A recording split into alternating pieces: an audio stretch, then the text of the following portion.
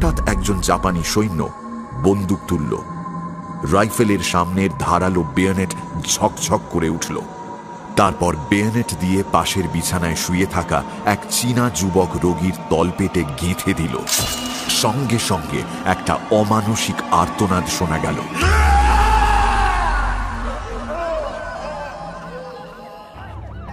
কনসেশনে ফেরার জন্য ওরা চ্যাংসো লিন অ্যাভিনিউ দিয়ে খানিকটা এসে পড়ল একটা জনবহুল পাড়াতে। সেখান থেকে কনসেশনে যাওয়ার জন্য দুটো রিক্সা ভাড়া করল। একটায় বিমল আর সুরেশ্বর, আরেকটায় অ্যালিস আর মিনি। দুটো রিক্সা পাশাপাশি চলছে। এসব কি হচ্ছে কে জানে। ওই ছেলেটাকে বাঁচানো গেল না, আমি তো ভাবতেই পারছি না। কি করবে অ্যালিস, আমাদের তো আর কিছু করার ছিল না। এখন ভালোই ভালো ফিরতে পারলে হয়। হঠাৎ রাস্তার দিকে তাকিয়ে বিমল খেয়াল করল রিক্সা একটা নির্জন জায়গা দিয়ে যাচ্ছে। দুধারে দরিদ্র লোকেদের কাঁচা মাটির খাপড়া ছাওয়া ঘর। রাস্তা জনশূন্য। দূরে দূরে খোলা মাঠের মধ্যে কি যেন মাঝে মাঝে জ্বলে উঠছে।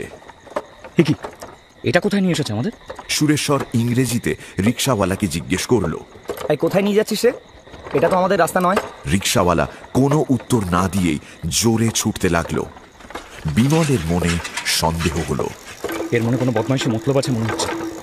আমরা তো একেবারে নিরস্ত্র, সঙ্গে মেয়েরা রয়েছে। মিনি ও অ্যালিস দুজনেই একটু একটু ভয় পেয়েছে। ওরাও বলল, আর গিয়ে দরকার নেই, চীনা গুন্ডা এই সময় দেশ ছেড়ে ফেলেছে। নামো এখানে সবাই, তাড়াতাড়ি নামো। দুটো রিক্সায় পাশাপাশি যাচ্ছিল। এবার মিনিদের রিক্সাটা এগিয়ে গেল এবং বিমল কিছু বলবার আগেই রিক্সাটা হঠাৎ মোড় ঘুরে পাশের একটা সরু গলির মধ্যে ঢুকে পড়ল। বিমলদের রিক্সা কিন্তু তখনও সোজা রাস্তা দিয়েই চলেছে দ্রুত গতিতে। রিক্সা থামাও, থামাও বলছি। রিক্সা থামাও, নইলে খুব খারাপ হবে কিন্তু বলে দিচ্ছি।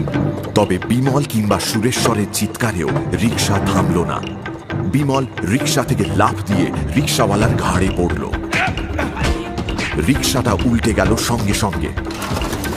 সুরেশ্বর রিক্সার সঙ্গে পড়ে গেল মাটিতে। রিক্সাওয়ালাটা সেখানেই বসে পড়ল আর ওর ওপর বিমল চেপে বসল। রিক্সাওয়ালাটা একটু পরেই গা ঝেড়ে উঠে ওদের দিকে এগিয়ে এলো। রিক্সাওয়ালার হাতে একখানা বড় চকচকে ছোরা।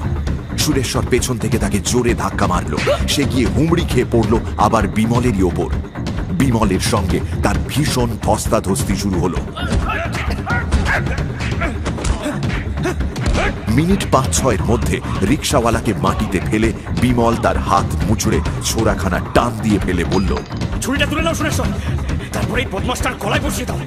রিক্সাওয়ালা ভয় পেয়ে বিমলের কাছ থেকে নিজেকে ছাড়িয়ে নিয়ে ঊর্ধ্বশ্বাসে ছুট দিল। বিমল গা ঝেড়ে উঠে একটু দম নিয়ে বলল, সুরেশ্বর, মেয়েদের গাড়িটা কই? তারপর ওরা দুজনেই ছুটল সেই গলিটার দিকে যেটার মধ্যে মিনিদের রিক্সাটা ঢুকেছে। গলিটা নিতান্ত নোংরা। দুধারে কাঁচা টালির ছাদওয়ালা নিচু নিচু বাড়ি।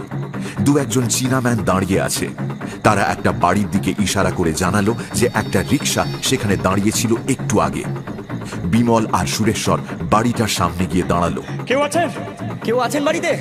ডাকাডাকি করেও কারো সাড়া পাওয়া গেল না। চলো বাড়ির মধ্যে ঢুকি।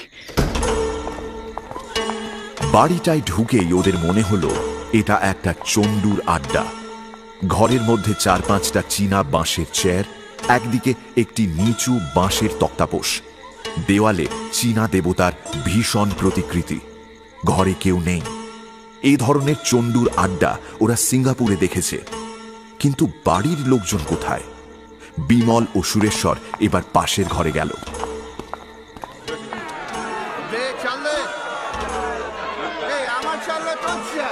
একটা বড় ঘরের মধ্যে অনেকগুলি লোক বসে মাজং খেলছে। বিমল বুঝতে পারল জায়গাটা শুধু চণ্ডু নয়, নিচু শ্রেণীর জুয়াড়িদের আড্ডাও বটে।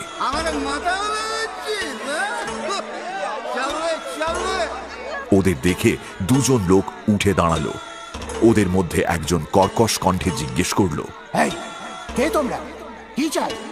বিমলের মাথায় চট করে এক বুদ্ধি খেলে গেল। সে বলল, আমরা ব্রিটিশ কনসেশনের পুলিশের লোক। আমাদের সঙ্গে 10 জন কনস্টেবল গলির মোড়ে অপেক্ষা করছে। আমাদের সঙ্গে বন্দুক আর রিভলভার আছে। 2 জন মেম সাহেবকে এই আড্ডায় গুম করা হয়েছে। বার করে দাও, নইলে আমরা জোর করে ভেতরে ঢুকে সন্ধান করব। দরকার হলে কিন্তু গুলিও চালাবো। এবার একজন প্রৌঢ় লম্বা ধরনের লোক এক কোণ থেকে বলে উঠল, আমরা কনসেশনের পুলিশ মানি না।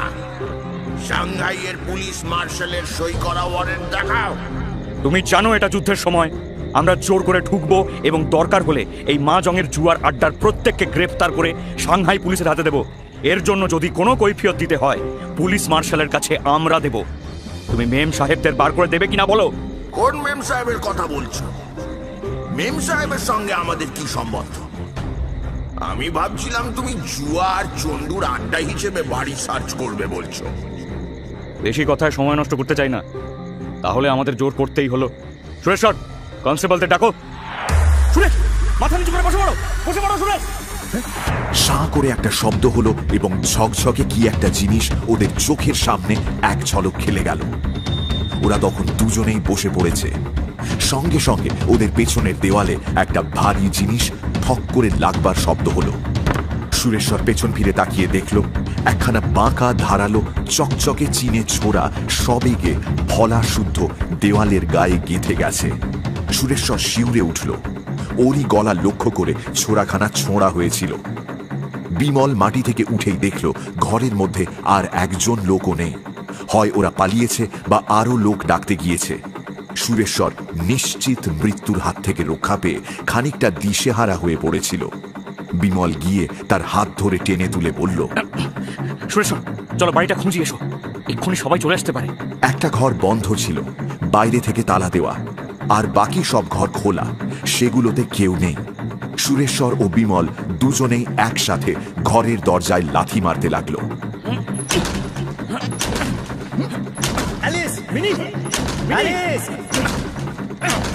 দরজা তো ভাঙছে না, যা শক্ত। দাঁড়াও, এই যে একটু ফাঁক আছে সেটা দিয়ে একটু দেখার চেষ্টা করি। না, মনে হচ্ছে না ঘরে কেউ আছে। সুরেশ্বর, মিনি বা অ্যালিসকে এভাবে হারিয়ে আমরা কনসেশনে ফিরে যেতে পারবো না। ওদের খুঁজে বার করতেই হবে। তবে ওরা যে এই বাড়িতেই বা এই ঘরেই আছে তারও তো কোনো প্রমাণ আমরা পাইনি। তবু এই ঘরের দরজা ভেঙে ভেতরটা না দেখে আমরা এখান থেকে অন্য জায়গায় যাব না। তুমি এক কাজ করো, আমি এখানে থাকি, তুমি বাইরে যাও, চীনা পুলিশকে খবর দাও, তাদের বলো কনসেশনে টেলিফোন করতে। দরকার হলে কনসেশনের পুলিশ আসুক, আজ রাতের মধ্যে ওদের খুঁজে বার করতেই হবে, নইলে তাদের ঘোর বিপদের সম্ভাবনা। তুমি দেরি করো না, চট করে বাইরে চলে যাও। তোমাকে একা ফেলে যাব? ওরা যদি দল পাকিয়ে আসে? তুমি তো নিরস্ত্র। আমার জন্য ভেবো না, মিনি অ্যালিস আমার চেয়েও অসহায়। সবার আগে ওদের কথা ভাবতে হবে আমাদের। সুরেশ্বর চলে গেল। উত্তেজনার প্রথম মুহূর্ত কেটে গেলে বিমল এইবার ব্যাপারের গুরুত্বটা বুঝতে পারছে ধীরে ধীরে।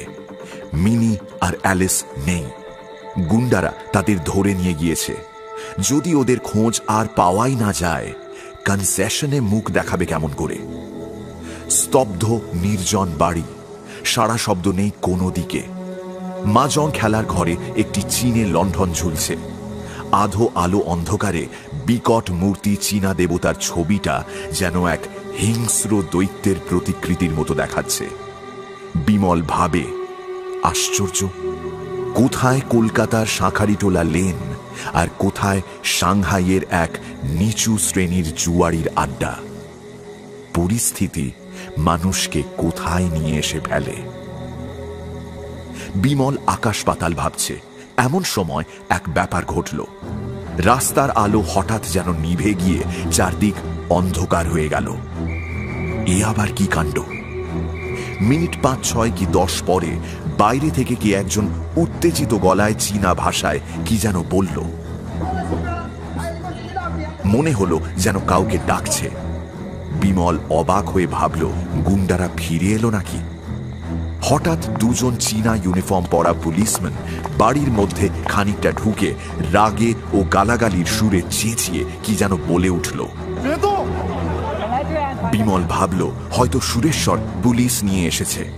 ও এগিয়ে যেতে পুলিশম্যান 2 জন একটু আশ্চর্য হলো। তারপর উত্তেজিত কণ্ঠে মাজং খেলার ঘরের আলোর দিকে আঙুল দেখিয়ে বলল, এক্ষুনি আলো নেবাও। আমাদের বাঁশি শুনতে পাওনি? আলো জেলে রেখেছো কেন? সাংহাই পুলিশ মার্শালের নোটিশ দেখোনি নাকি?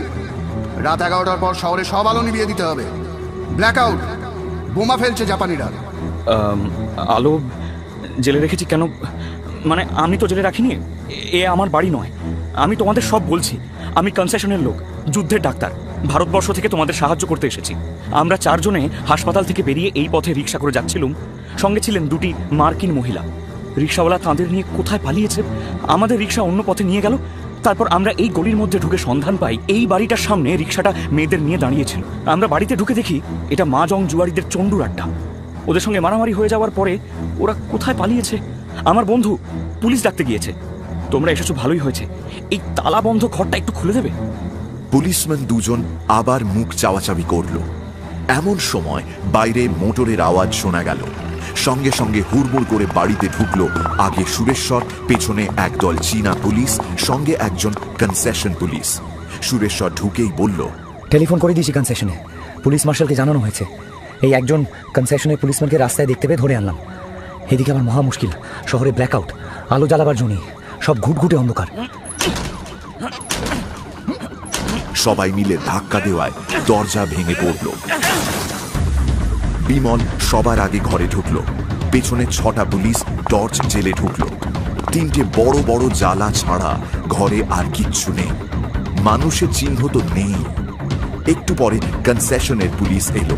চীনা পুলিশের ডেপুটি মার্শাল স্বয়ং এলেন বহু লোকজন নিয়ে। ডেপুটি মার্শাল বললেন, শহরে ব্ল্যাক আউট, ঘুটঘুটে অন্ধকার চারিদিকে। এক্ষুনি জাপানিরা হাই এক্সপ্লোসিভ বম্ব ফেলবে, তারপরে ফসফেন গ্যাসের বোমায় বিষ ছাড়বে। এই অবস্থায় কি করা যায়? মেয়ে দুটোকে কোথায় আটকে রেখেছে, কি করে খুঁজি? কনসেশন পুলিশের কর্মচারীরা কাছাকাছি আরো 2-1টা এরকম চন্ডুর আড্ডায় হানা দিল, কিন্তু কোথাও কিছু সন্ধান পাওয়া গেল না। ঘড়ির কাঁটা বলছে রাত 1:30। হঠাৎ শুরু হলো পরপর বিস্ফোরণের আওয়াজ। ইট টালি ছোটার শব্দ, দেওয়াল পড়ার, ছাদ পড়ার শব্দ, মানুষের চিৎকার, হইচই, কান্না, পুলিশের হুইসেল, মাথার উপর ঘর ঘর শব্দ। সব শুদ্ধ মিলিয়ে একটা সুপ্ত দৈত্যপুরীর দৈত্যরা যেন হঠাৎ জেগে উঠে উন্মাদ হয়ে বাইরে বেরিয়ে এসেছে। ডেপুটি মার্শাল অর্ডার দিলেন, সব কনস্টেবল এক জায়গায় জড়ো হয়ে গেল। অন্ধকারের মধ্যে টর্চ জেলে অট্টালিকার ভগ্ন স্তূপ অনুসন্ধান করে আহত ও চাপা পড়া মানুষের সন্ধান চলতে লাগলো। এমন সময় দেখা গেল 6খানা জাপানি প্লেন সারবন্দি হয়ে দক্ষিণ দিক থেকে উড়ে আসছে ওদের মাথার উপর। বোধহয় ওদের টর্চের আলো দেখেই আসছে। চীনা পুলিশের ডেপুটি মার্শাল বললেন, সাবধান, সামনের গর্তে লাফ দাও। সবাই গর্তটার মধ্যে ঢুকে পড়ল। ওদের মধ্যে একজন আমেরিকান পুলিশম্যান বোঝাচ্ছিল যে এই অবস্থায় কোনো এরোপ্লেন থেকে বোমা ফেললে ওদের লাগবার কথা নয়। হঠাৎ দেখা গেল সেই 6খানা প্লেন ঠিক ওদের গর্তের ওপর এসে চক্রাকারে উঠছে এবং ক্রমে নিচু হয়ে নামছে। যেন আমাদের টের পেল নাকি? বুকের রক্ত পর্যন্ত জমাট বেঁধে গেল সকলের। প্লেনগুলো অনেকটা নেমে এলো। এক তীব্র সার্চ লাইটের আলোয় ওদের বোমার গর্ত এবং চারপাশের আরো অনেক দূর পর্যন্ত আলোকিত হয়ে উঠল। আর সঙ্গে সঙ্গে মেশিন গান ছোঁড়ার শব্দে ওদের কানে তালা ধরবার উপক্রম হলো। একজন ফিস ফিস করে বলল, যদি বাঁচতে চাও তো সবাই মরার মতন পড়ে থাকো, ভান করো যেন সবাই মরে গিয়েছ। শুধু আওয়াজ আর আওয়াজ, এরোপ্লেনের আওয়াজ, মেশিন গানের আওয়াজ। কিছুক্ষণ পরে প্লেনগুলো সরে গেল গর্তের উপর থেকে। হয়তো ভেবেছে গর্তের লোকগুলো সবাই মরে গেছে।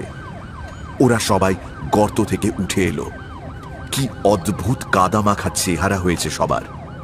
এই দুর্যোগের রাতে বিমলের হঠাৎ পিনাঙের মন্দিরে সেই নিষ্ঠুর মূর্তি চীনা রণদেবতার কুটিল মুখটা মনে পড়ল। রণদেবতা যেন ওদের তার ফাঁদে ফেলেছেন। কাছেই একটা পল্লীতে 6টা বোমা পড়ল। আন্দাজ একটা 50 পাউন্ড ওজনের। পুলিশের ডেপুটি মার্শালের আদেশে ওরা সবাই সেদিকে ছুটল। আর সেখানে এক ভীষণ দৃশ্য। রাস্তায় লোকে লোকারণ্য। ভয়ের চোটে সতর্কতা ভুলে সবাই ঘর থেকে বেরিয়ে রাস্তায় এসে দাঁড়িয়েছে।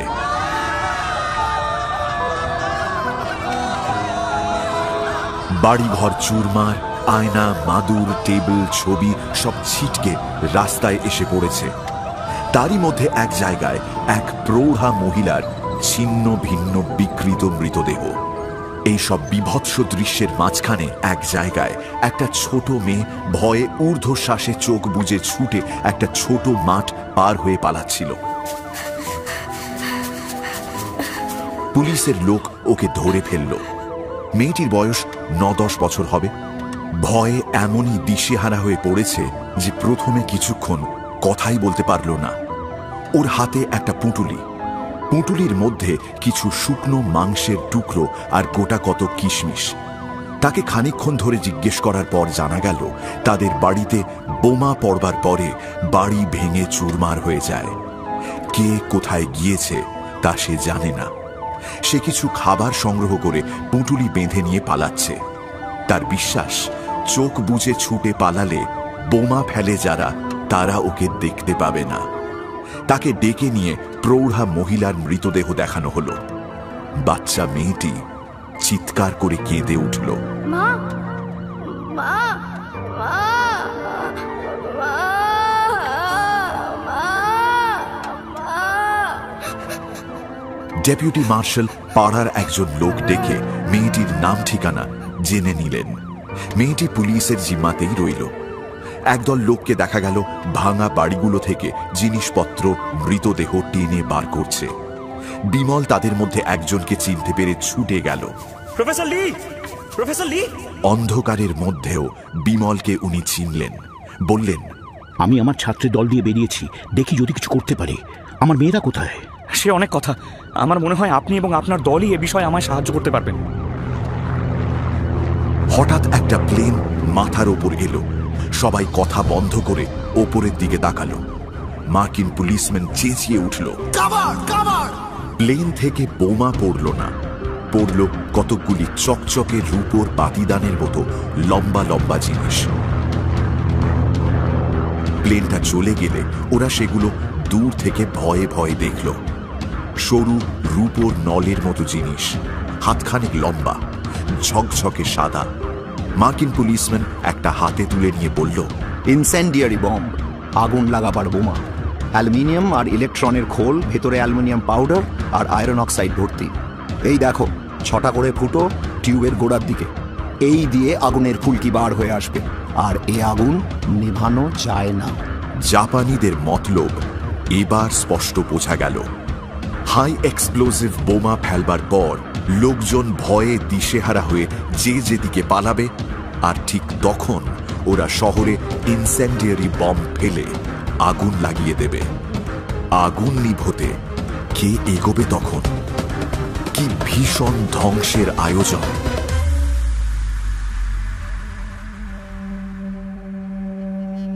রাত কাটল একটা দুঃস্বপ্নের মতো। বেলা এখন 10টা। তবু সে দুঃস্বপ্নের ঘোর এখনো কাটেনি। প্রফেসর লি তখনও কাজে ব্যস্ত। চারিদিকে ধ্বংসস্তূপ থেকে লোকজনকে টেনে টেনে বের করছেন তিনি এবং তাঁর ছাত্রেরা। পুলিশও এসেছে, 2টো রেড ক্রসের হাসপাতাল গাড়িও এসেছে। আকাশে জাপানি বোমারু প্লেনগুলোর চিহ্ন নেই। এমন সময় একজন চীনা পুলিশ সার্জেন্ট মোটরসাইকেলে ছুটে এসে খবর দিল যে কনসেশন অঞ্চলে চীনা পলাতক মানুষদের সঙ্গে কনসেশন পুলিশের ভয়ানক দাঙ্গা আরম্ভ হয়েছে। প্রায় 10,000 লোক ইয়াংসিকিয়াং এর ব্রিজ পার হয়ে যাচ্ছিল। কনসেশন পুলিশ ব্রিজের ওমুখে মেশিন গান বসিয়েছে। তারা বলছে, এতজন পলাতক লোককে জায়গা দেবার স্থান নেই কনসেশনে। খাবার নেই, জল নেই, গেলে সেখানে দুর্ভিক্ষ হবে। কনসেশনের পুলিশ দলকে চলে যেতে উদ্যত দেখে বিমল বলল, আজই মিনি আর অ্যালিসের ব্যবস্থা আপনাদের করতে হবে। দেরি হলে ওদের খুঁজে বার করা আরো কঠিন হয়ে যাবে। চীনা পুলিশের ডেপুটি মার্শাল বললেন, আমি এক্ষুনি ব্যবস্থা করছি, ব্যস্ত হবেন না। বিদেশি গভর্নমেন্টের কাছে আমাদের দায়িত্ব অনেক বেশি। ডেপুটি মার্শাল বললেন বটে ব্যবস্থা করবেন, কিন্তু সেদিন শহরের এমন ভয়ানক অবস্থা গেল যে কে কার খোঁজ রাখে। মিনি ও অ্যালিসের উদ্ধারের কোনো চেষ্টাই হলো না। সারা দিন রাত এমনি করেই কাটল। রাত শেষে জাপানি নৌসেনা সাংহাই শহরের দক্ষিণ অংশ অধিকার করল। বিমল ও সুরেশ্বর তখন হাসপাতালে। ওরা কিছুই জানত না, তবে ওরা এটুকু বুঝেছিল যে অবস্থা গুরুতর। সারা রাত ধরে জাপানি যুদ্ধ জাহাজ থেকে গোলা বর্ষণ হল।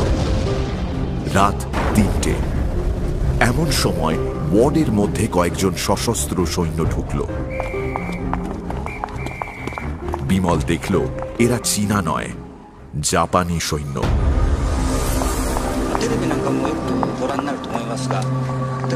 ক্রমে পিল পিল করে ২০-৩০ জন জাপানি সৈন্য হাসপাতালের বড় হলটার মধ্যে ঢুকল। চারিদিকে শোরগোল পড়ে গেল। রোগীর দল অধিকাংশই বোমায় আহত নাগরিক। তারা ভয়ে কাঠ হয়ে রইল জাপানি সৈন্য দেখে। বিমল একা আছে ওয়ার্ডে। হাসপাতালের বড় ডাক্তার খানিকক্ষণ আগে চলে গিয়েছেন। দুজন চীনা নার্স ভয়ে অন্য ওয়ার্ড থেকে ছুটে এসে বিমলের পেছনে দাঁড়ালো। হঠাৎ একজন জাপানি সৈন্য বন্দুক তুলল। রাইফেলের সামনের ধারালো বেয়নেট ঝকঝক করে উঠল। তারপর বেয়নেট দিয়ে পাশের বিছানায় শুয়ে থাকা এক চীনা যুবক রোগীর তলপেটে গেঁথে দিল। সঙ্গে সঙ্গে একটা অমানসিক আর্তনাদ শোনা গেল।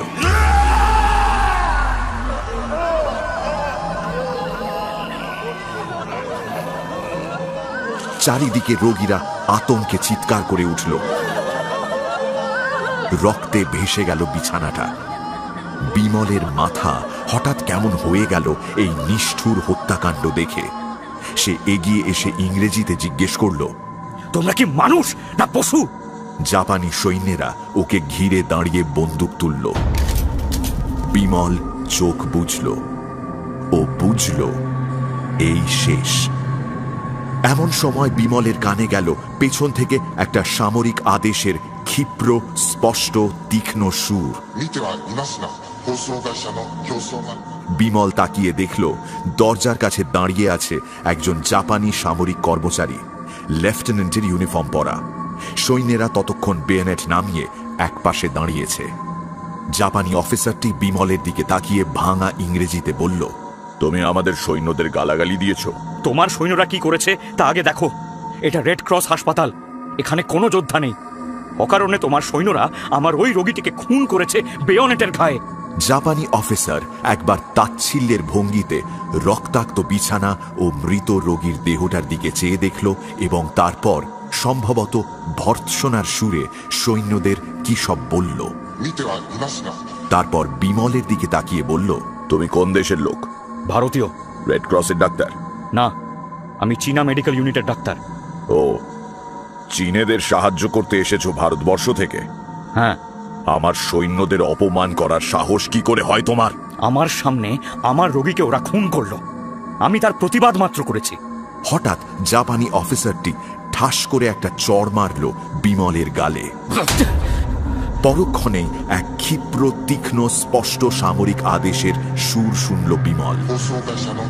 আর সৈন্যরা ওকে ঘিরে ফেলে পিছমোড়া করে বাঁধল চামড়ার কোমরবন্ধ দিয়ে। তারপর ওকে নিয়ে হাসপাতালের বাইরে চলল রাইফেলের গুঁদোর ধাক্কা দিতে দিতে।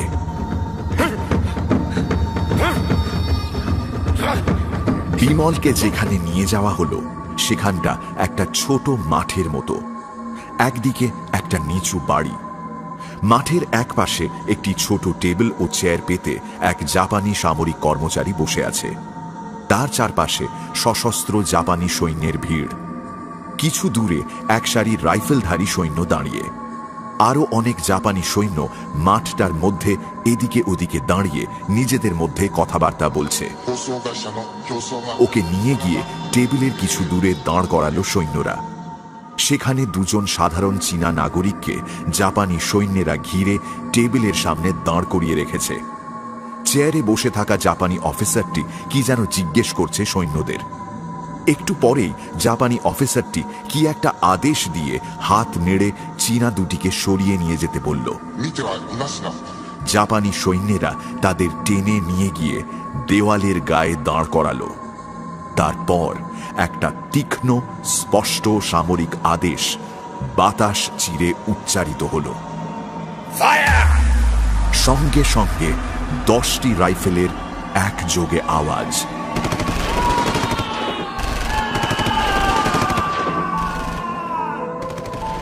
বিমল চোখ বুজল। যখন সে চোখ খুলে তাকালো তখন দেখল চীনা দুজন উপুর হয়ে পড়ে রয়েছে। দুজন জাপানি সৈন্য তাদের মৃতদেহের পা ধরে হিঁচড়ে টেনে একপাশে রেখে দিল। মানুষকে মানুষ যে এমন ভাবে হত্যা করতে পারে বিমল তা আজ প্রথম দেখেছে হাসপাতালে, আর দেখল এখন। দলে দলে চীনা নাগরিকদের টেবিলের সামনে দাঁড় করানো চলতে লাগল। তারপর তাদের হত্যা করাও সমানভাবে চলল। বিমল ভাবছিল এরপর নিশ্চয়ই তার পালা। এই দূর বিদেশে এখনই সে মারা যাবে। মা বাবার সঙ্গে আর দেখা হলো না। হয়তো তারা জানতেও পারবেন না যে তার কি হয়েছে। শুধু একখানা চিঠি যাবে তাদের কাছে, তাতে লেখা থাকবে তাদের ছেলে মিসিং, খুঁজে পাওয়া যাচ্ছে না। কিন্তু অ্যালিসের কি হলো? অ্যালিসের সঙ্গেও আর দেখা হবে না। অ্যালিসকে বড় ভালো লেগেছিল। কোথায় যে তাকে নিয়ে গিয়ে ফেলেছে। বেচারি অ্যালিস, বেচারি মিনি। এদিকে মৃতদেহের স্তূপ জমা হচ্ছে। বিমলকে এইবার দুজন জাপানি সৈন্য নিয়ে গিয়ে টেবিলের সামনে দাঁড় করিয়ে দিল। জাপানি সামরিক অফিসারটি ভাঙা ইংরেজিতে জানতে চাইল কি হয়েছে। বিমল পুরো বিষয়টা তাকে জানালো। বিমল জানে সে ভারতীয় হয়ে কিভাবে চীনে এসেছে সেই সত্যিটা প্রকাশ পেলে বিপদ। সে একটা মিথ্যে কথা বানিয়ে বলল, আমি আসলে আন্তর্জাতিক কনসেশনে এসেছিলাম। ব্রিটিশ কনসুলেট অফিসে আমার নাম রেজিস্ট্রি করা আছে। এই সময় একজন জাপানি সৈন্য কি যেন বলল অফিসারটিকে। জাপানি অফিসার বিমলের দিকে ভুরু কুঁচকে বলল, তুমি একজন গুপ্তচর। আমি একথা সম্পূর্ণ অস্বীকার করছি। আমি ডাক্তার। তোমার সৈন্যদের মধ্যে অনেকেই জানে আমি হাসপাতালে ডিউটিতে ছিলাম। ওরা ধরে এনেছে। এখানে আঙুলে টিপসই দাও দুটো। বিমল দুটো কাগজে টিপসই দিল। তারপর জাপানি অফিসারের আদেশে ওকে দুজন জাপানি সৈন্য ধরে নিয়ে গিয়ে বাইরে একটা কামানের গাড়ির উপর বসালো। চারধারে বহু জাপানি সৈন্য গিজগিজ করছে। সকলেই ব্যস্ত, সকলেই উত্তেজিত। মিনিট 15 মধ্যে ঘর ঘর করে কামানের গাড়ি টানতে লাগলো একখানা মোটর লরি। ওর দুদিকে সাঁজোয়া গাড়ি চলেছে সারি দিয়ে। বিমল জানে না এরা ওকে কোথায় নিয়ে যাচ্ছে। সাংহাই অতি প্রকাণ্ড শহর, এর আর যেন শেষ নেই। ঘন্টা 2 চলবার পরে শহরের বাড়িঘর ক্রমে কমে আসতে লাগলো। ফাঁকা মাঠ আর ধানের ক্ষেত। কিছু দূরে একটা অনুচ্চ পাহাড়ের ওপর ঘন ধোঁয়া। রাইফেল ছোঁড়ার শব্দ আসছে। এক জায়গায় মাঠের মধ্যে পাইন বন। সেখানে কামানের গাড়ি দাঁড়ালো। বিমল দেখল একটি উঁচু ঢালু মতো জায়গা। লম্বা সারি দিয়ে জাপানি সৈন্যরা উপুর হয়ে শুয়ে রাইফেল ধরে ছুঁড়ছে। একসঙ্গে 50-60টা রাইফেলের আওয়াজ হচ্ছে। ওপাশ থেকেও তার জবাব আসছে। ওদিকে চীনা 9th রুট আর্মি জাপানিদের বাধা দিচ্ছে। চীনা সৈন্যবাহিনী সাংহাই ছেড়ে হটে গিয়েছে বটে, কিন্তু জাপানিদের আর এগোতে দেবে না। আর একটু পরে বিমল লক্ষ্য করে দেখল পাইন বনের একপাশে গাছের তলায় এক রাশ মৃতদেহ জাপানি সৈন্যের। একটু পরে আহতদের আর্তনাদ কানে যেতেই চিকিৎসক বিমল চঞ্চল হয়ে উঠল। পাশের একজন জাপানি সৈন্যকে বলল, আমাকে ওখানে নিয়ে চলো, আমি ডাক্তার, ওদের দেখব। সব মানুষের দুঃখই সমান। দুঃখ পীড়িত মানুষের জাত নেই। তারা চীনা নয়, জাপানিও নয়। একটু পরে জাপানি অফিসারের সম্মতি নিয়ে বিমল হতাহত সৈন্যদের কাছে গেল দেখতে, যদি সে কোনো সাহায্য করতে পারে। কিন্তু ওষুধপত্র কিছু নেই যা দিয়ে এইসব আহত সৈনিকদের চিকিৎসা চালানো যায়। এমনকি খানিকটা আয়োডিন পর্যন্ত বিমল অনেককে বলেও জোটাতে পারল না। জাপানি সৈন্যেরা কিন্তু দেখতে দেখতে এগিয়ে গেল। কিছুক্ষণ পরে পাহাড়ের ওপারে চীনা সৈন্যদের রাইফেল নিস্তব্ধ হয়ে গেল। হঠাৎ আবার কামানের গাড়িতে চড়ে সৈন্য বেষ্টিত হয়ে যাত্রা। এবার জাপানিরা বিমলের সঙ্গে খানিকটা ভালো ব্যবহার করল, কারণ আহত জাপানি সৈনিকদের ও যথেষ্ট সেবা করেছে। ও যে সাধারণ সৈনিক বা স্পাই নয়, একজন অভিজ্ঞ ডাক্তার, এই বিশ্বাস জন্মেছে সকলেরই। পাহাড়ের ওপারে অনেকটা সমতল ক্ষেত্রের মধ্যে একটা ক্ষুদ্র সৈন্য শিবির। ওর মধ্যে ঢুকেই বিমল বুঝতে পারল এটা চীনা আর্মির হাসপাতাল। প্রাথমিক চিকিৎসার বন্দোবস্ত ছিল এখানে, কিন্তু এখন কিছু নেই। চীনা সৈন্য সব সঙ্গে করে নিয়ে পালিয়েছে। কেবল একটা বড় দস্তার টব পড়ে আছে।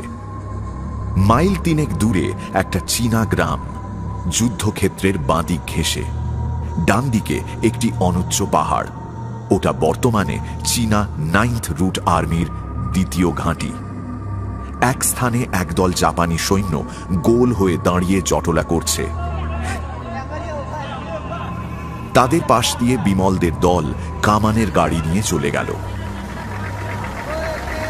ওরা উত্তেজিত হয়ে কি সব বলাবলি করছে, বিমল কিছু বুঝতে পারল না। একজন ইংরেজি জানা জাপানি সৈন্যকে জিজ্ঞেস করল, ওখানে কি হচ্ছে? জাপানি সৈন্য বলল, শোনোনি তুমি? সাংহাই শহর এখন আমাদের হাতে। আজ সকালে আমাদের হাতে এসেছে। অত বড় সাংহাই শহর তোমাদের হাতে সবটা এসেছে? সব। ওরা এইমাত্র ফিল্ড টেলিফোনে খবর পেয়েছে কাল সারা রাত প্রায় 200 প্লেন বোমা ফেলেছে। শুনছি বিস্তর লোক মরেছে সাংহাইতে। যারা মারা গেছে সকলেই সাধারণ নাগরিক বোধহয়? বেশিরভাগ। 1002 তো শুধু চাপেইতেই মরেছে। আর শুনছি কনসেশনে বোমা ফেলে 600 পলাতক চীনাকে মারা হয়েছে। ভয়ানক যুদ্ধ হয়ে গিয়েছে, আর হবেই তো। আমাদের বাধা দেবার কেউ নেই। সাংহাই কি, সারা এশিয়া আমরা দখল করব, আর তোমাদের ভারতবর্ষ তো বটেই। দেখে নিও তুমি। নাও এগিয়ে চলো, চলো। বিমল ভাবছিল, সুরেশ্বর কি বেঁচে আছে? বোধহয় না। জাপানি বম্বারগুলোর বিশেষ দৃষ্টি হাসপাতালের ওপর। কাল রাতেই সুরেশ্বরের ডিউটি থাকবার কথা। সম্ভবত হাসপাতাল গুঁড়িয়ে দিয়েছে। রোগী, ডাক্তার, নার্স শুদ্ধ। ভাগ্যিস অ্যালিস আর মিনি ওখানে ছিল না। কিন্তু ওরা কোথায় কে জানে। পথের মধ্যে একটা চীনা গ্রাম, বড় বড় ভুট্টা ক্ষেতের মধ্যে। তখন সন্ধে হবার বেশি দেরি নেই। জাপানি সৈন্যের একটা দল গ্রামটা দেখেই উল্লসিত হয়ে উঠল। হামাগুড়ি দিয়ে মাটিতে প্রায় বুক ঠেকিয়ে চুপি চুপি এগোতে লাগলো গ্রামের দিকে। গোল করে ঘিরে ফেলল চারদিক। ভালো করে ঘেরার পর জাপানিরা হঠাৎ একযোগে ভীষণ পৈশাচিক চিৎকার করে উঠল। তারপর যে দৃশ্যের সূচনা হলো তা যেমন নিষ্ঠুর তেমনি অমানুষিক। বিমলের চোখের সামনে বর্বর জাপানি সৈন্যেরা নিরীহ গ্রামবাসীদের টেনে টেনে ঘর থেকে বার করতে লাগলো এবং বিনা দোষে বেয়োনেটের কিংবা বন্দুকের কুঁদোর ঘায়ে তার মধ্যে 7-8 জনকে একেবারে মেরেই ফেলল। 2-3খানা খড়ের ঘরে আগুন লাগিয়ে দিল। মিনিট 20-25 এমনটা চলল। অন্ধকার বেশ ঘন হয়ে এসেছে। কেবল জ্বলন্ত ঘরের চালের আলোয় সামনেটা আলো হয়ে আছে। হঠাৎ বিমলের যেন হুঁশ হলো। দেখল তার আশেপাশে কোনো জাপানি সৈন্য নেই। লুটপাটের লোভে সবাই গ্রামের ঘরদোরের মধ্যে ঢুকে পড়েছে বা রাস্তার উপর দাঁড়িয়ে উত্তেজিতভাবে জটলা করছে। বিমল একবার পিছনের দিকে তাকালো। দেখল একটা কামানের গাড়ি দাঁড়িয়ে। গাড়ির কাছে সৈন্য নেই। গাড়িখানা থেকে আন্দাজ 50 গজ দূরে একটি প্রাচীন সহমরণের স্মৃতিস্তম্ভ। চীন দেশের অনেক পাড়া গাঁয়ে সহমৃতা বিধবার এমন পুরনো আমলের স্মৃতিস্তম্ভ সে আরো দু একটি দেখেছে। বিমল আস্তে আস্তে পিছনে সরতে সরতে হঠাৎ পেছন ফিরে ছুট দিয়ে সহমরণের স্মৃতিস্তম্ভটার আড়ালে একটা অন্ধকার স্থানে এসে দাঁড়ালো। ওর বুক ঢিপ ঢিপ করছে। যদি জাপানিরা তাকে এখন ধরে তবে এখনই গুলি করে মারবে, কিন্তু ওদের হাতে বন্দী হয়ে এভাবে থাকার চেয়ে মৃত্যুপণ করেও মুক্তির চেষ্টা তাকে করতেই হবে। স্মৃতিস্তম্ভটার গায়ে একটা ডোবা। অন্ধকারের মধ্যেও মনে হলো ডোবাটায় বেশ জল আছে। বিমল তাড়াতাড়ি ডোবার জলে নামল। জলে নেমে সে যদি গলা ডুবিয়ে থাকে তবেই সবচেয়ে নিরাপদ। 10-12 মিনিটের পরে ভীষণ চিৎকার ও বহু রাইফেলের সম্মিলিত আওয়াজ শোনা গেল। খুব একটা হইচই, দুপদাপ পালানোর শব্দ, আবার চেঁচামেচি, একটা ঘোর বিশৃঙ্খলার ভাব। বিমল সামান্য মুখ তুলে দেখল সেই জাপানি কামানের গাড়িটা ঘিরে একটা খণ্ডযুদ্ধ ও হাতাহাতি আরম্ভ হয়েছে সহমরণের স্মৃতিস্তম্ভটার ওপারে। হ্যান্ড গ্রেনেড ফাটবার ভীষণ আওয়াজে হঠাৎ সমস্ত জায়গাটা যেন কেঁপে উঠল। একটা, দুটো, তিনটে। জাপানি কামানের গাড়ির কাছ থেকে জাপানি সৈন্যেরা হেঁটে যাচ্ছে একটা বাগানের দিকে। চীনা সৈন্যের একটা দল জাপানিদের অতর্কিতে আক্রমণ করেছে। এই দল হ্যান্ড গ্রেনেড ছুঁড়ে জাপানিদের দলের জটলা ভেঙে দিল। কিছুক্ষণ পরে রাইফেলের ও হ্যান্ড গ্রেনেডের আওয়াজ থেমে গেল। জাপানিরা কামানের গাড়ি ও বন্দীদের ফেলে পালিয়েছে। বিমল বেশ দেখতে পেল কাছাকাছি কোথাও জাপানি সৈন্য একটিও নেই। কাদামাখা পোশাকে সতর্কতার সঙ্গে সে ধীরে ধীরে ডোবার জল থেকে উঠল ডাঙায়। একজন সৈনিকের চড়া আওয়াজ তার কানে গেল। এ তো পুরুষের গলা নয়, মেয়ে মানুষের মতো সরু গলা। বিমল কথার উত্তর দেবার আগে দুজন রাইফেলধারী চীনা সৈনিক ওর দিকে এগিয়ে এলো ইলেকট্রিক টর্চ হাতে। তারা ওকে দেখে যেমন অবাক হলো, বিমলও ওদের দেখে তেমনই অবাক হয়ে গেল। শুনছেন গপ্প মিলে ঠেকের আজকের গপ্প, বিভূতিভূষণ বন্দ্যোপাধ্যায়ের লেখা মরণের ডঙ্কা বাজে, দ্বিতীয় ও শেষ পর্ব। এখনো যদি ঠেকে সাবস্ক্রাইব না করে থাকেন তাহলে কিন্তু ঠকবেন। Subscribe to my channel and do not forget to click on the bell icon for notifications. তাহলে বাকিটা শোনা যাক।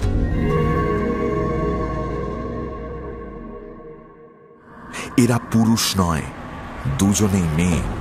বয়সও বেশি নয়, 20-25-এর মধ্যে। বেশ সুশ্রী দুজনেই। সৈন্য বিভাগের আঁটো সাঁটো খাকি পোশাকে এদের দেহের লাবণ্য বিন্দু মাত্র ক্ষুণ্ণ হয়নি। ওরা বিমলকে ধরে নিয়ে গেল গ্রামের সদর রাস্তার ওপরে। অবাক কাণ্ড, সবাই মেয়ে সৈনিক। বিমলের মনে পড়ল চীনা 9th রুট আর্মির সঙ্গে একটি নারী বাহিনী আছে। সে সাংহাই চীনা রেড ক্রস হাসপাতালে শুনেছিল বটে। এরাই সেই চীনা মেয়ে যোদ্ধার দল। এদের কমান্ডেন্ট কিন্তু মেয়ে নয়, পুরুষ। একটি পাইন কাঠের পুরনো ভাঙা টেবিলের সামনে কমান্ডেন্ট বসেছিলেন। মেয়েরা বিমলকে ধরে নিয়ে গেল সেখানে। কমান্ডেন্টকে বিমল জানালো তার আসল পরিচয়। আরও জানালো যে জাপানিরা ওকে বন্দি করে সঙ্গে নিয়ে যাচ্ছিল। কথাবার্তা চলছে এমন সময় আরো দুজন বন্দীকে আনা হলো কমান্ডেন্টের সামনে। বন্দীদের দেখে বিমল চমকে উঠে কাঠের মতো দাঁড়িয়ে রইল কিছুক্ষণ। তারপর তার মুখ দিয়ে অস্ফুট স্বর বেরোল, অ্যালিস, মিনি। প্রথমে চমকে উঠে অ্যালিস বিমলের দিকে তাকালো। বিমলকে দেখে সে যেন প্রথমটায় চিনতে পারেনি। তারপর প্রায় ছুটে ওর কাছে এসে বিস্মিত, চকিত, আনন্দ ভরা কণ্ঠে বলল, তুমি এখানে? সঙ্গে সঙ্গে মিনিও ছুটে এলো। বলল, তোমার বন্ধু কই? বেশ কয়েক ঘন্টা পরে একটা রিচ গাছের তলায় বসে মিনি, অ্যালিস ও বিমল কথা বলছে। এখনো রাত ফুরোয়নি, তবে পূর্ব আকাশে শুকতারা উঠেছে। ভোর হতে আর বেশি দেরি নেই। মিনি ও অ্যালিস ওদের গল্প বলছে। ওদের মুখ দেখে বোঝা যাচ্ছে পেট ভরে খাওয়া ওদের অদৃষ্টে অনেক দিন ধরে জোটেনি। অ্যালিস বলল, এখানে তোমরা কি করে এলে? এখনো ঠিক গুছিয়ে বলতে পারবো না, কিন্তু বিমল, তোমায় দেখে বড় খুশি হয়েছি। আমরা তো আশঙ্কা করছিলাম জাপানিরা আক্রমণ করেছে, এইবার ঘর জ্বালিয়ে আমাদের বন্দি অবস্থায় পুড়িয়ে মারবে। কে আর উদ্ধার করবে আমাদের? আর আমাদের অস্তিত্ব জানেই বা কে? কবে তোমরা এই গ্রামে এসেছো? মনে হয় 3 দিন হলো, কারণ দিনরাত্রির জ্ঞান আমাদের বিলুপ্ত হয়ে গিয়েছিল। কে তোমাদের আনে? কয়েকজন চীনা দস্যু সাংহাইয়ের চণ্ডুর আড্ডায় আমাদের ধরে নিয়ে গিয়েছিল। আমি আর সুরেশ্বর সেই চণ্ডুর আড্ডাতে যাই তোমাদের খুঁজতে, কিন্তু বড় বিভ্রাট বেঁধে গেল সে রাতে।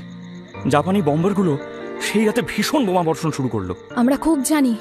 আমরা তখন হাত মুখ বাঁধা অবস্থায় একটা গরুর গাড়ির মধ্যে শুয়ে, একটা বোমা তো আমাদের গাড়ির পাশে পড়লো। অ্যালিস বলল, তারপর ওরা আমাদের নানা জায়গায় ঘোরালো। $10,000 মুক্তিপণ না দিলে আমাদের ছাড়বে না। দেশে বাপ মায়ের কাছে চিঠি লিখবে বলে ঠিকানা চেয়েছিল, আমরা দিইনি।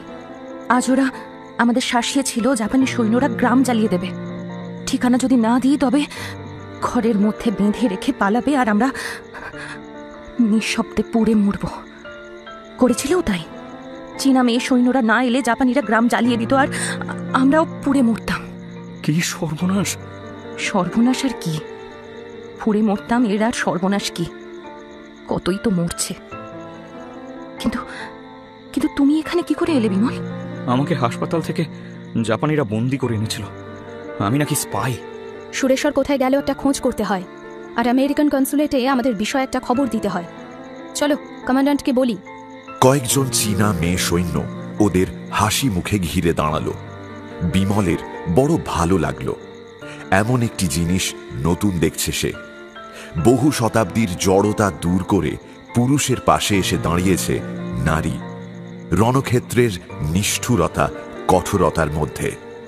দেশের দুর্দিনে দেশ ও মাতৃকার সেবা যজ্ঞে তারা আজ মস্ত বড় হোতা। মিথ্যে জড়তা, মিথ্যে লজ্জা সংকোচ টেনে দূর করে ফেলেছে। একটি মেয়ে ইংরেজিতে বলল, তোমরা হ্যাংচাওতে রাজকুমারী তাংয়ের দেউল দেখেছ? না তো, সেটা কি? 500 বছর আগে মিং রাজবংশের একজন রাজকুমারী ছিলেন তাং। তার পূর্ণ চরিত্র এখনো আমাদের দেশের লোকের মুখে মুখে আছে। এখান থেকে বেশি দূরে নয়, দেখে যেও। তুমি বেশ ইংরেজি বলতে পারো তো? আসলে মিশনারি স্কুলে 5 বছর পড়েছিলাম একসময়। ইংরেজি গান পর্যন্ত গাইতে পারি, শুনবে? হঠাৎ বিউগল বেজে উঠল। সবাই ব্যস্ত হয়ে কমান্ড্যান্টের তাঁবুর দিকে চলল। এখনই মার্চ শুরু করতে হবে। খবর পাওয়া গিয়েছে জাপানিদের বড় একটি দল এখানে আসছে। বিমল তাকিয়ে দেখল একটা অনুচ্চ পাহাড়ের মতো লম্বা ঢিবির আড়াল থেকে মাঝে মাঝে সাদা ধোঁয়া বেরোচ্ছে, আর সঙ্গে সঙ্গে শব্দও হচ্ছে, রাইফেল ছোঁড়ার শব্দ। জাপানি সৈন্যরা আক্রমণ করে ওই ঢিবিটাতে আড়াল নিয়েছে।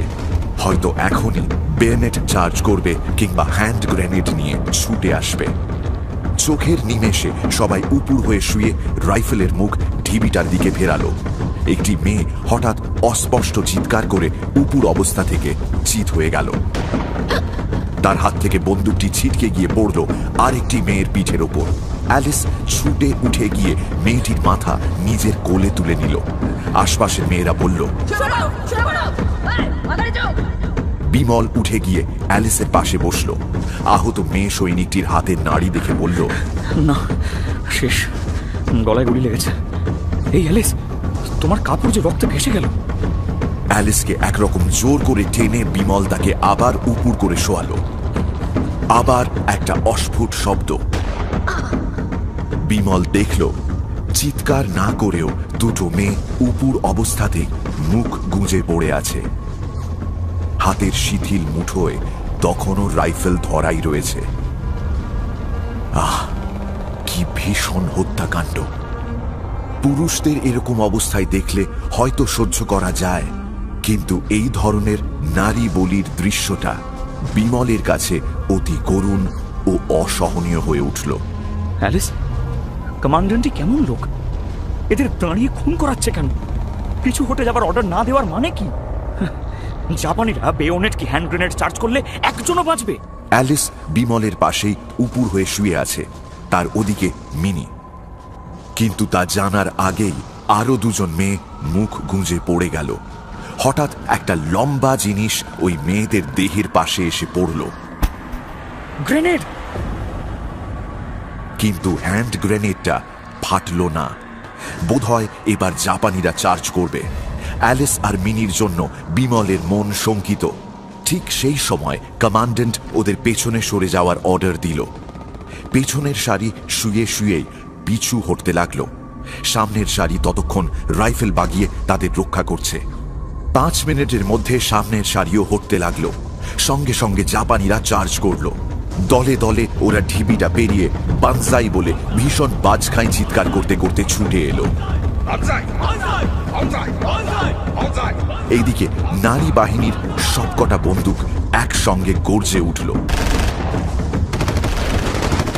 এখানে ওখানে জাপানি সৈন্য ধূপধাপ করে মুখ থুবড়ে পড়তে লাগলো। তবুও ওদের দল এগিয়ে আসছে। পেছনের সারির নারী বাহিনীরা একসঙ্গে উঠে দাঁড়িয়ে 7-8টা হ্যান্ড গ্রেনেড ছুঁড়ল। তার মধ্যে 4-5টা ফাটল। আরো কতগুলি জাপানি সৈন্য মাটিতে পড়ে গেল। 3 জন মাত্র জাপানি এদের দলের মধ্যে এসে পৌঁছেছিল। তাদের মধ্যে 2 জন বেয়োনেটের ঘায়ে সাংঘাতিক আহত হল। বাকি একজন মাথায় গুলি লেগে সাবার হল। ততক্ষণ নারী বাহিনী প্রায় 100-150 গজ দূরে চলে গিয়েছে। কমান্ড্যান্ট বিমলকে ডেকে বললেন, এরকম কেন করেছি আপনি বোধহয় আশ্চর্য হয়ে গিয়েছেন। এর কিছু দূরে মিংচাও স্টেশন। 2টো সৈন্যবাহী ট্রেন পরপর চলে যাওয়ার কথা। জাপানিরা ওই স্টেশন আক্রমণ করত। আমি ওদের বাধা দিয়ে এখানে আটকে রাখলাম। টাইম অনুসারে ট্রেন 2টো চলে গিয়েছে। এখন আর আমার সৈন্যদের মৃত্যু সম্মুখীন করার প্রয়োজন নেই। জাপানিরাও তা বুঝেছে, সুতরাং ওরাও আর আসবে না। ওদের লক্ষ্যস্থল আসলে আমরা নই, ওই 2টো ট্রেন। কিন্তু এরোপ্লেন যদি বোমা ফেলে? আমার ঘাঁটি পার করে দিলাম নিরাপদে, তারপর অন্য এলাকার লোক গিয়ে বুঝুক সে কথা।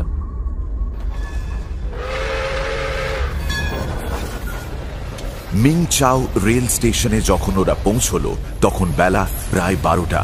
রৌদ্র বেশ প্রখর, কিন্তু গরম নেই। একটু পরে একখানা ট্রেন এলো। তাতে সব খোলা ট্রাক, কয়লার গাড়ির মতো। কমান্ড্যান্টের আদেশে সবাই তাতে উঠে পড়ল। ট্রেনের গার্ডের মুখে শোনা গেল জাপানিরা এখান থেকে 22 মাইল ডাউন লাইনে একখানা সৈন্যবাহী ট্রেন এরোপ্লেন থেকে বোমা মেরে উড়িয়ে চুরমার করে দিয়েছে।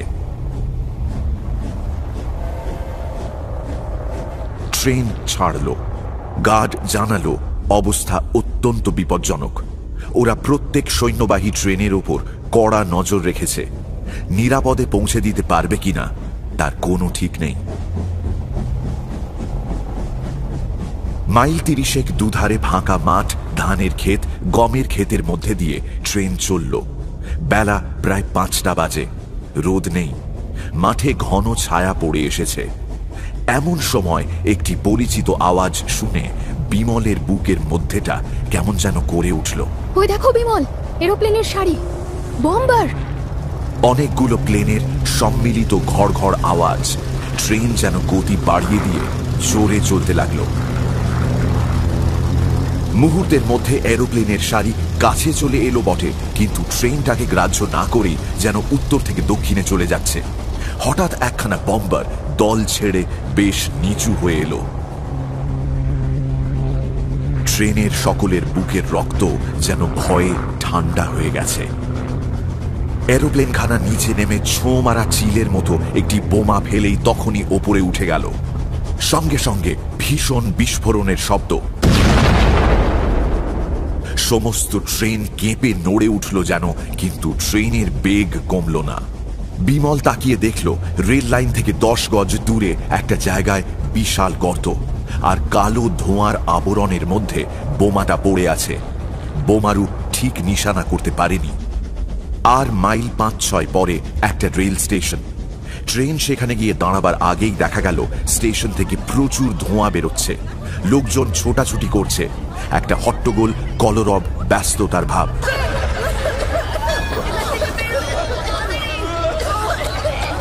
ট্রেন স্টেশনে গিয়ে দাঁড়াতেই বোঝা গেল জাপানিরা বিমান থেকে বোমা ফেলে স্টেশনটাকে একেবারে ধ্বংস করে দিয়েছে।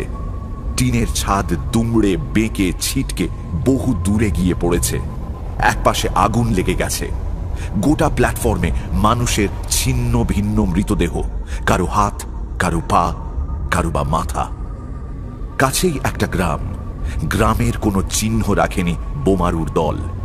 ইনসেন্ডিয়ারি বম ফেলে জ্বালিয়ে দিয়েছে সমস্ত গ্রামটা। ট্রেন থেকে সবাই নেমে সাহায্য করতে ছুটল।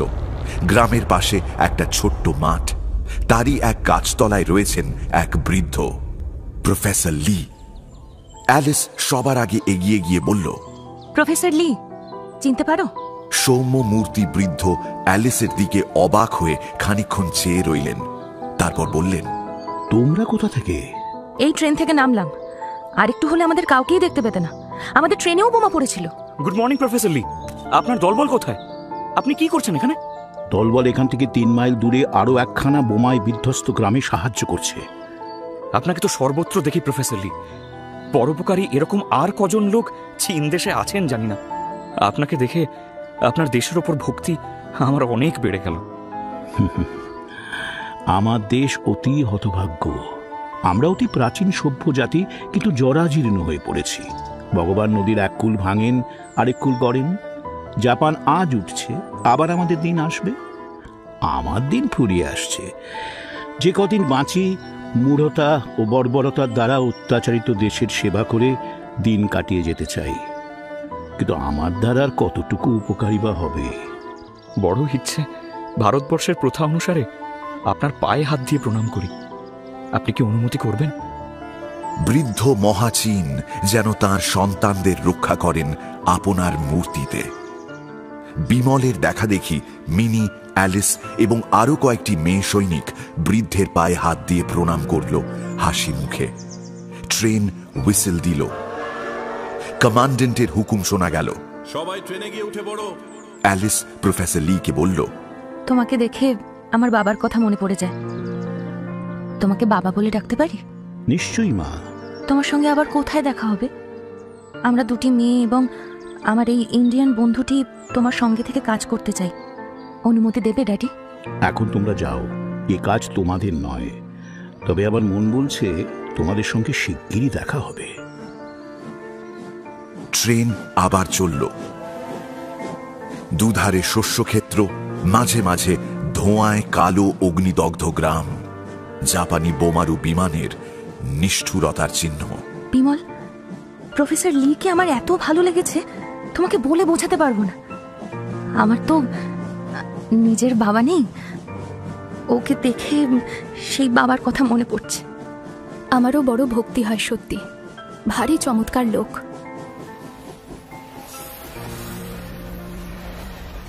ট্রেন থামতে বাধ্য হল।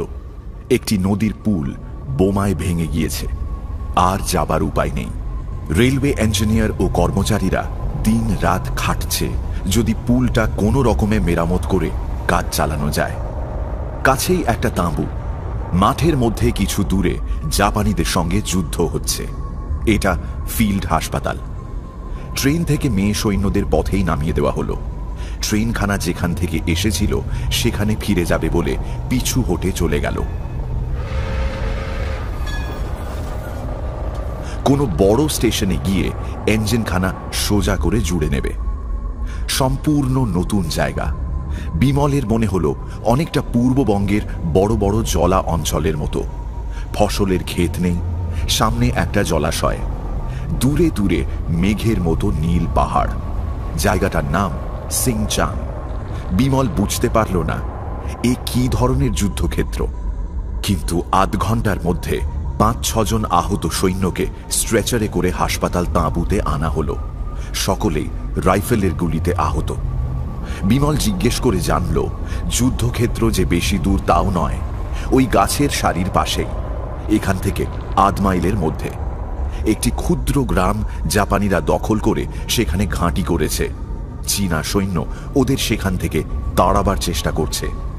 কমান্ডেন্টের আদেশে মেয়ে সৈনিকরা রান্নাবান্না করে খাবারের আয়োজন করতে লাগলো, কারণ অনেকক্ষণ তারা বিশেষ কিছু খায়নি। বিমল কমান্ডেন্টকে জিজ্ঞেস করল, খাইয়ে নিয়ে এদের কি এখন যুদ্ধক্ষেত্রে পাঠানো হবে?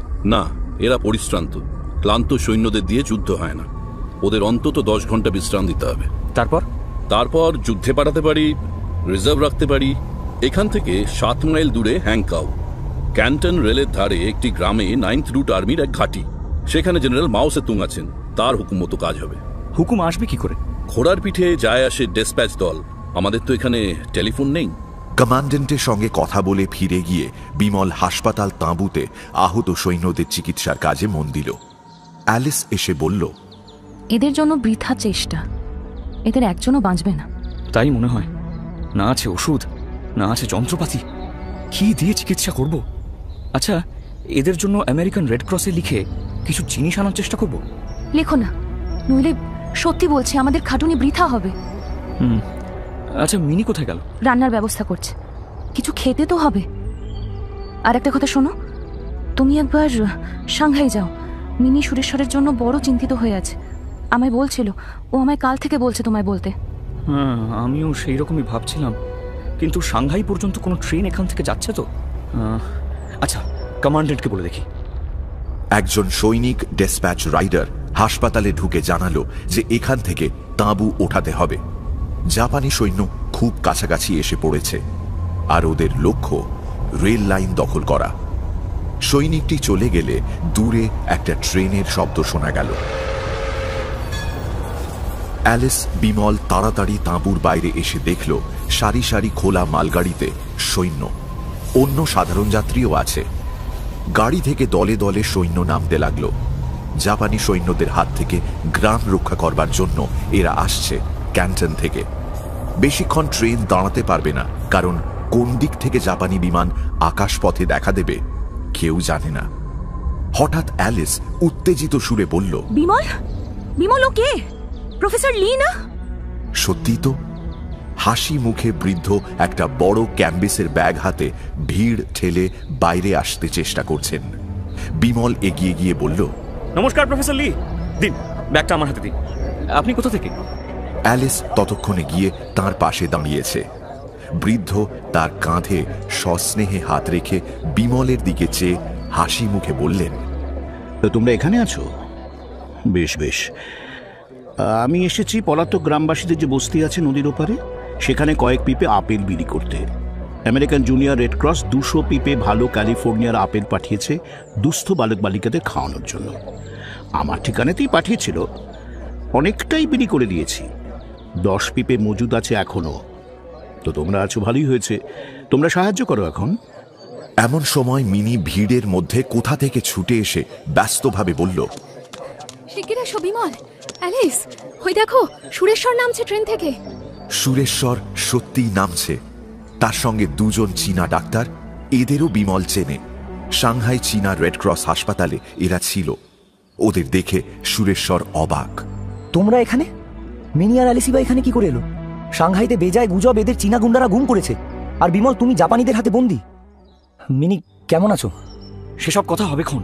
চলো এখন সবাই মিলে তাঁবুতে গিয়ে বসা যাক, অনেক কথা আছে। কিছুক্ষণ পরে তাঁবুতে সুরেশ্বর, বিমল, অ্যালিস ও মিনি দুস্থ চীনাদের মধ্যে আপেল বিলির কাজে প্রফেসর লিকে সাহায্য করতে লাগল। এ জায়গা ঠিক তাঁবু নয়, একটি পাইন বন। তার মাঝে মাঝে পুরনো ক্যাম্বেস, চট, মাদুর, ভাঙা টিন, জোড়াতালি দিয়ে আশ্রয় বানিয়ে তারই মধ্যে হতভাগ্য গৃহহারার দল মাথা গুঁজে আছে। ছোট ছোট উলঙ্গ ক্ষুধার্ত কাদামাটি মাখা শিশুদের হাতে আপেল বিলি করবার সময় অ্যালিসের চোখ দিয়ে জল পড়ছে। বিমলের মনে হল, না, বড় ছেলে মানুষ এই অ্যালিস।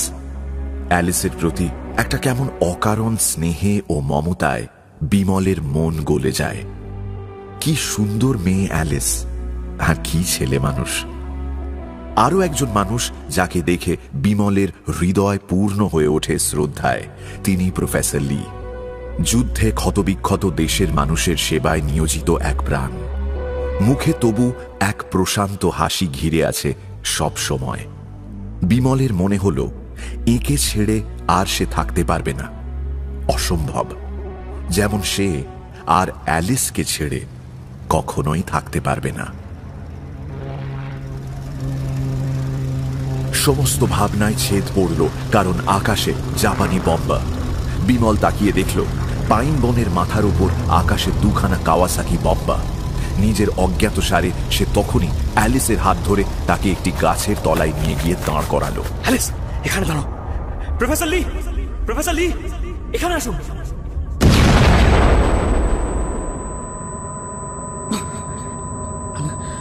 ভীষণ একটা আওয়াজ, বিদ্যুতের মতো আলোর চমক, তার সঙ্গে ধোঁয়া।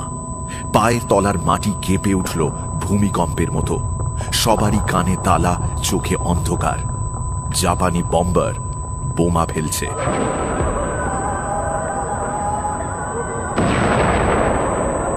আবার একটা। বিমলের মনে হলো পৃথিবীতে প্রলয় শুরু হয়েছে। পৃথিবী দুলছে, আকাশ দুলছে, কেউ বাঁচবে না। মিনি, অ্যালিস, বিমল নিজে, সুরেশ্বর, প্রফেসর লি, সবাই এই প্রলয়ের আগুনে ধ্বংস হবে। তারপর কটা বোমা পড়ল এরোপ্লেন থেকে, তা আর গুনে নেওয়া সম্ভব হলো না বিমলের পক্ষে। তারপর এক সময় সব থেমে গেল। এরোপ্লেন চলে গেছে। বিমল আবার স্বাভাবিক হচ্ছে একটু একটু করে। মিনি, সুরেশ্বর, প্রফেসর লি, অ্যালিস সবাই মাটিতে শুয়ে আছে। বিমলের মনে হলো হয়তো সবাই মারা গিয়েছে, সেই একমাত্র রয়েছে বেঁচে। প্রথমে মাটি থেকে ঝেড়ে উঠল অ্যালিস, তারপর প্রফেসর লি, তারপর সুরেশ্বর, শেষে মিনি।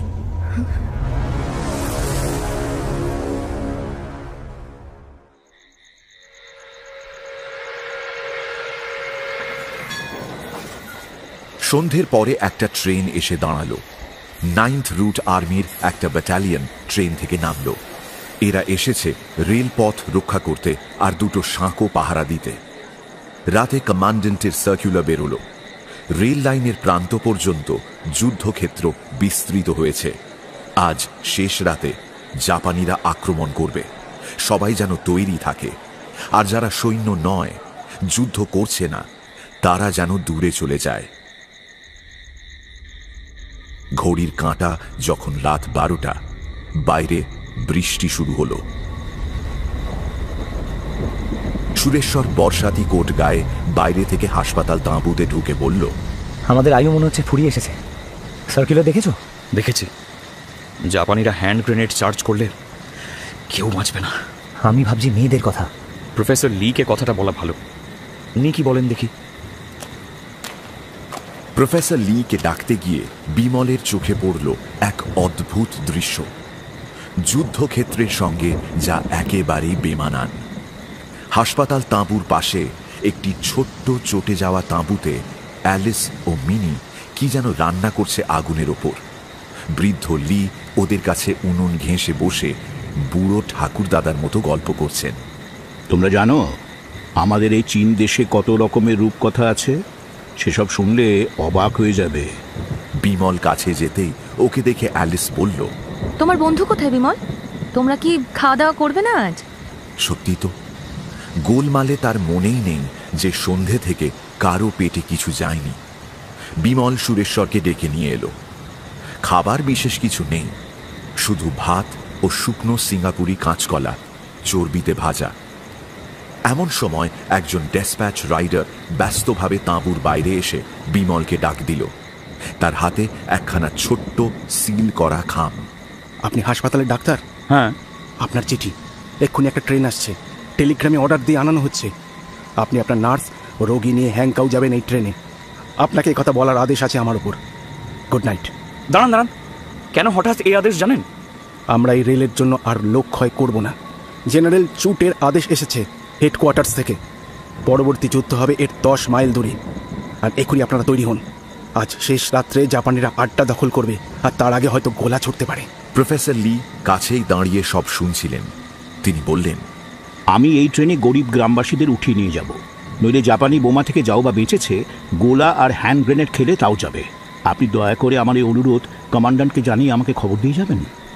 ডেসপ্যাচ রাইডার অন্ধকারের মধ্যে অদৃশ্য হয়ে গেল।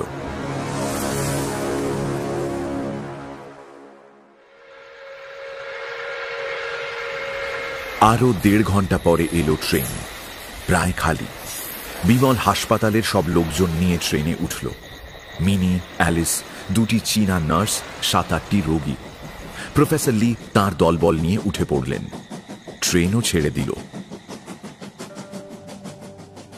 এরপর কেটে গেছে 15টা দিন। হ্যাংকাও শহরের উপকণ্ঠে পবিত্র ফা চিন মন্দির। মিং রাজবংশের রাজকুমারী ফা চিন তাঁর প্রণয়ীর স্মৃতির মান রাখবার জন্য চিরকুমারী ছিলেন এবং একটি ক্ষুদ্র বৌদ্ধ মঠে দেহত্যাগ করেন 61 বছর বয়সে। তাঁর দেহের পুণ্য ভস্মরাশির ওপরে এই মন্দির প্রতিষ্ঠিত। মন্দিরের চারপাশে সুন্দর একটা বাগান আর ফোয়ারা আছে। সন্ধ্যের কিছু আগে অ্যালিস আর বিমল মার্বেলের চৌবাচ্চায় মন্দিরের অতি বিখ্যাত লাল মাছ দেখছিল। অনেক দূর থেকে লোকে এই লাল মাছ দেখতে আসে। আর আসে নববিবাহিত দম্পতি তাদের বিবাহিত জীবনের কল্যাণ কামনায়। একটি গাছের ছায়ায় বেঞ্চিতে অ্যালিস ক্লান্তভাবে বসল। মিনিরা কোথায়? মন্দিরের মধ্যে ঢুকেছে। এখানে বসো। কেমন সুন্দর লাল মাছ খেলা করছে দেখো। আমি কি ভাবছি বিমল জানো, এমন পবিত্র মন্দির, এমন সুন্দর শান্তি, এই প্রাচীন পাইন গাছের সারি সব জাপানি বোমায় একদিন ধ্বংস হয়ে যাবে। যুদ্ধের এই পরিণাম প্রাচীন দিনের শান্তি ও সৌন্দর্যকে চুরমার করে বর্বরতাকে প্রতিষ্ঠিত করবে। অ্যালিস আর কতদিন চীনে থাকবে? যতদিন যুদ্ধ শেষ না হয়, যতদিন একজন আহত চীন সৈনিকও হাসপাতালে পড়ে থাকে, যতদিন ড্যাডি লি তাঁর সাহায্যকারিণী মেয়ের দরকার অনুভব করে। কিন্তু বিমল, ততদিন তোমাকেও তো থাকতে হবে। তোমাকে যেতে দেব না। এমন সময় প্রফেসর লি এলেন।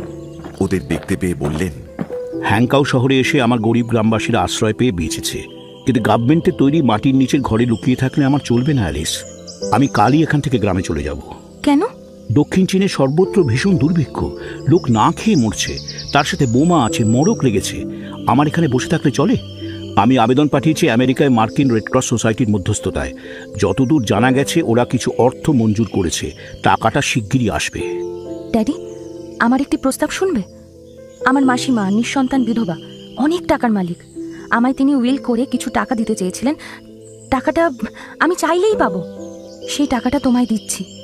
হ্যাংকাও শহরে দুস্থ বালক বালিকাদের জন্য একটি হোম খোলো। তুমি লেখালেখি করলে গভর্নমেন্টও কিছু সাহায্য করবে। আমি আর মিনি ছেলে মেয়েদের দেখাশোনা করব। তোমার ধন্যবাদ অ্যালিস, অতি দয়াবতী মেয়ে তুমি, কিন্তু তোমার টাকা আমি নেব না।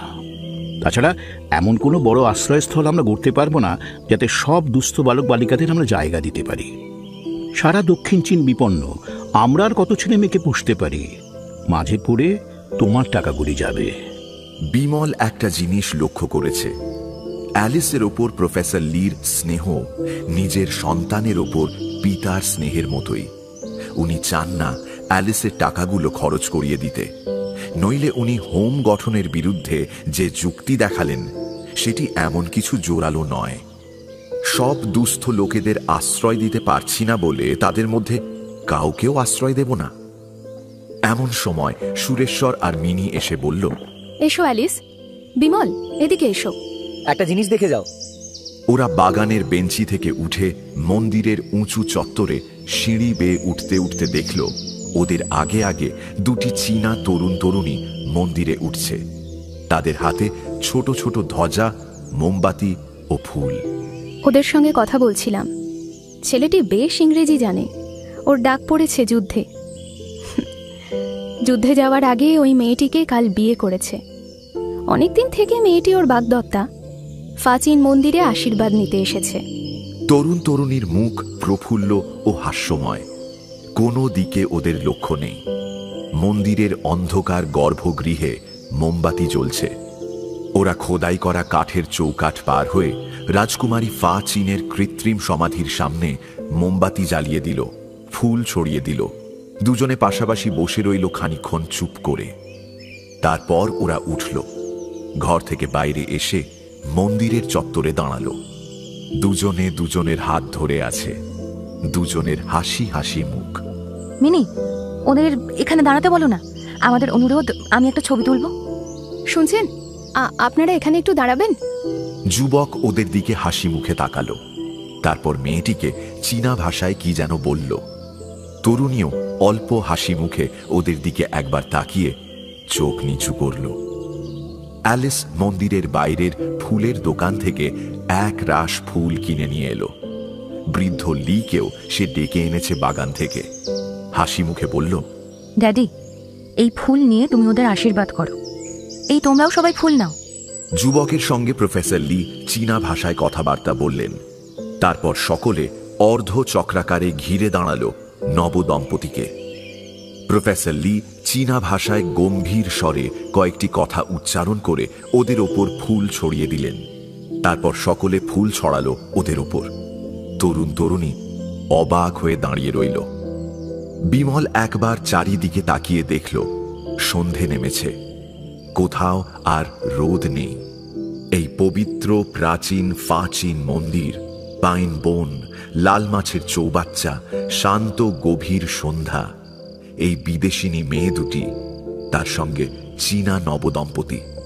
দেখে মনেও হয় না এই পবিত্র স্থানের 3 মাইলের মধ্যে মানুষ মানুষকে অকারণে নিষ্ঠুরভাবে হত্যা করেছে, বিষ বাষ্প দিয়ে, বোমা দিয়ে, কলের কামান দিয়ে, যুদ্ধ বর্বরের ব্যবসায়।